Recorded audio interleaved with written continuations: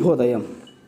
Global బెతేనియా Calvary ministry తరపున ఈ మాసం యొక్క మొట్టమొదటి దినమయందు మీ అందరితో కూడా కలుసుకుని దేవుని యొక్క పరిశుద్ధమైన మాటలు ధ్యానించటానికి దేవుడు నాకు ఇచ్చిన మధురమైన అవకాశాన్ని బట్టి దేవునికి ప్రత్యేకమైన వందనాలు తెలియజేసుకుంటూ ఉన్నాను.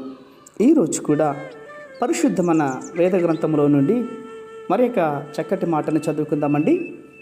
మొదటి కొరింథీయులకు రాసిన పత్రిక మొట్టమొదటి అధ్యాయము 25వ వచనాన్ని నేను చదువుతూ ఉంటున్నాను. దయచేసి గమనించండి. మొదటి కొరింథీయులకు రాసినటువంటి పత్రిక మొదటి అధ్యాయము 25వ వచనము. దేవుని వెర్రితనము మనుష్యుల జ్ఞానము కంటే జ్ఞానము గలది, దేవుని బలహీనత మనుష్యుల బలము కంటే బలమైనది. దేవునికి మహిమ కలుగునుగాక. అవును ప్రియమైనటువంటి నా సహోదర సహోదరులారా, ఈ మాటలకు అర్థం ఏంటి? దేవునికి కూడా కాస్తంత వెర్రతనం ఉందా అని అర్థం కాదు. అలా అనుకోవడంలో ఘోరమైనటువంటి దేవదూషణ ఉంటుంది ప్రియులారా. దేవుడు అనంత జ్ఞాని అని పరిశుద్ధమైన లేఖనాలు మనకు బయలుపరుస్తుంటున్నాయి. అవును, దేవునిలో వెర్రతనం లేదు, కానీ ఆయన చేసే పనులు కొన్ని సందర్భాలలో మన కళ్ళకు వెర్రితనంగా కనిపిస్తాయి. అది మన దుష్టదోషం, మన అవగాహన లోపం, అంతేగాని దేవుని లోపం కాదు అని గ్రహించాలి.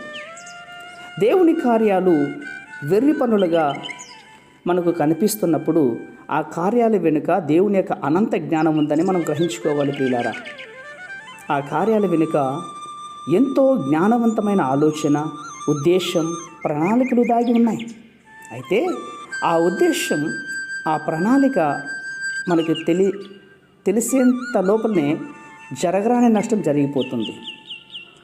అంటే దాన్ని అర్థం చేసుకునేంత సరిపోయేంత జ్ఞానం మనలో లేదు అని గ్రహించుకోవాలి.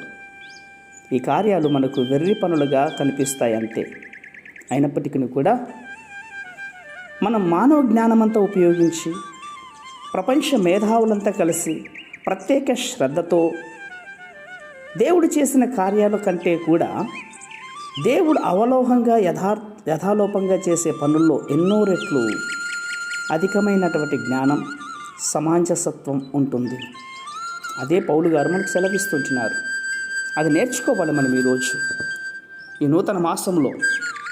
ఈ మాసమంతా కూడా మనము క్రిస్మస్ సెలబ్రేషన్లో ఉంటున్నాం.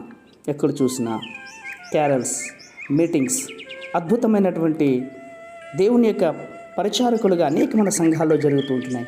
కొంతమందికి అది వెర్రతనంగా ఉండొచ్చు, అది చూసేవారి యొక్క లోపమే, కానీ అది దైవ సంకల్పం చొప్పున చేస్తున్న కార్యాలను గ్రహించి దేవుడు నీతో యథార్థంగా ఏది మాట్లాడుతున్నాడో, ఏది బయలుపరిచాడో అది కంటిన్యూగా చేయడానికి ఇష్టపడండి.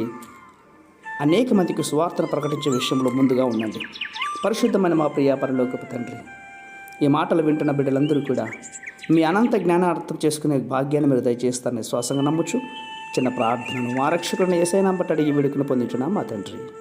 ఆమేన్, ఆమేన్, ఆమేన్.